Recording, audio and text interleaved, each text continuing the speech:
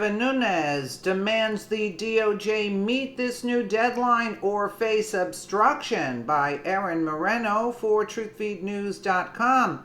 Devin Nunes just laid the smackdown after the DOJ has repeatedly reneged on turning over documents related to Spygate. Nunes demanded the DOJ turn over documents on the FBI's informant by Tuesday or face obstruction charges. From the Washington Examiner, House Intelligence Committee Chairman Devin Nunes has set a Tuesday deadline for the Justice Department to provide documents related to an alleged FBI informant looking for suspicious ties to the Russians who spoke with members of President Trump's 2016 campaign. In a letter sent to Deputy Attorney General Rod Rosenstein on Friday, the California Republican demanded the documents be provided to all committee members and designated staff, which would go beyond top members of Congress, which have been invited to view material related to Special Counsel Robert Mueller's Russia investigation. DOJ continues to obfuscate and delay its production using an array of tactics, such as incorrectly categorizing the requested documents as Gang of Eight level material in order to limit access, Nunes wrote, according to Fox News. Such conduct by DOJ is unacceptable because the Gang of Eight is a legal fiction that has no basis outside of the confines of presidential approval and reporting of covert actions. Refusal to comply with the demand to allow lawmakers and designated staff to view requested documents would be an obstruction of a lawful congressional investigation, Nunes added. I will not relent in my duties on behalf of the American public to discover all of the facts in this matter, Nunes said at the end of the letter. Any response failing short of this request will be considered an effort to conceal material information from Congress, a dangerous precedent that threatens the core of our democracy. A Justice Department spokesperson did not immediately return a request for comment. The letter came on the heels of the Justice Department and FBI offering an additional briefing early next week to members of the Gang of Eight, comprised of congressional leadership from both parties and the top members of the intelligence panels, who were briefed last month on classified intelligence information related to the Russian investigation. By extension, the briefings by top intelligence and law enforcement officials regarded the use of an informant.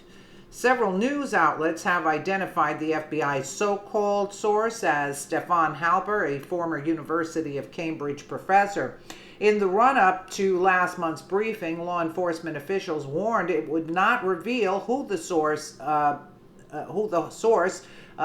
was, because doing so could put national security and lives at risk.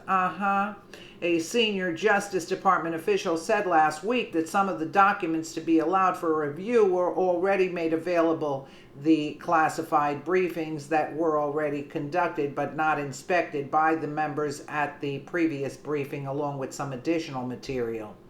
The Gang of Eight will be allowed to review new documents that were not provided during the original May 24th briefing, the official added. The briefing, which was offered to answer certain questions that have been raised by both House Speaker Paul Ryan, another traitor there, and other members, could happen Monday or Tuesday. Reports about an informant sparked sharp rebukes from Trump and his allies, who conjured up the name of Spygate while alleging that a spy, which by definition is different than a confidential source, was improperly sent to scope out his campaign for political purposes. A spy is a spy, whatever name you give it. You know what I'm saying? They're playing with words all the time. Democrats said after the meeting that they were shown no evidence of a spy. Yeah, right. But the alarm raised by the Trump campaign was largely abated by top Republicans, such as Trey Gowdy, right?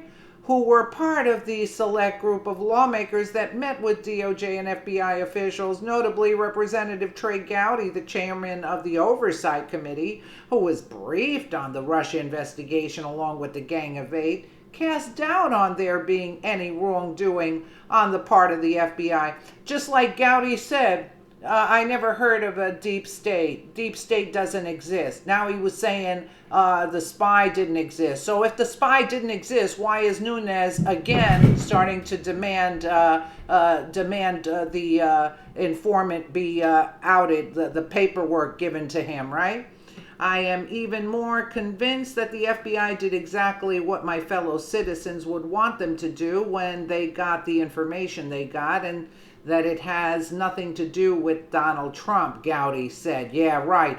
No wonder. Yeah, it has nothing to do with Donald Trump, but yet Mueller's still after him, right? And wants him for a sit down so he can get him on, what are the charges?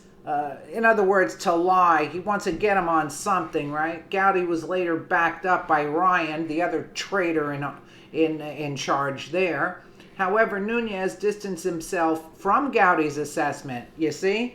Nunes distanced himself from Gowdy's assessment. He said last week to Fox News that what Trey Gowdy specifically talking about is this small slice of the investigation that we're looking at as it relates to whether or not an informant or informants were used. He added, you have to remember that Mr. Gowdy loves the FBI and the Department of Justice. If they're targeting Russians or Chinese or what have you, that's what we expect them to do. However, the challenge we have in this is that they actually targeted a political campaign that was Donald Trump. And that's where I think that even though Mr. Gowdy believes that the president's not the target of this investigation, his campaign is. So, you know, like Nunes is trying to make a little bit of an excuse there for Gowdy. But, you know, like, because, you know, you have to be careful who you go against. You know what I'm saying? So, again, you can see what's going on here. Gowdy's a rhino. That's all bottom line. And so is Ryan here. Ryan has also shown support for the DOJ to comply with members' document request. And this has nothing to do with loving the FBI and the Department of Justice. We're not in a love fest. We're here to get the facts. And again, Gowdy believes that the president's not the target. Yeah, right. Give me a break, Gowdy. Frankly, the sooner the Department of Justice complies with all of our document requests, which are legitimate document requests, the better this is going to be for everybody. And had they complied with the document request earlier when we made them, when we made the requests, I guess, we probably could have spared the country all of this drama, Ryan said Thursday. What is he talking about? Ryan said, frankly, the sooner the Department of Justice complies with all of our document requests, which are legitimate document requests, the better this is going to be for everybody. I would assume that Nunes was saying this, not Ryan. Had, you know, anyway, Ryan said, I think it's Nunes, because this doesn't sound like Ryan. Ryan doesn't want to get to the bottom of anything. Neither does Gowdy. Gowdy stepped in order to delay Nunes. So now Nunes is back to square one, demanding the documents again. You get what I'm saying? Let me know what you guys think in the comments below. And again, thank you so much for watching.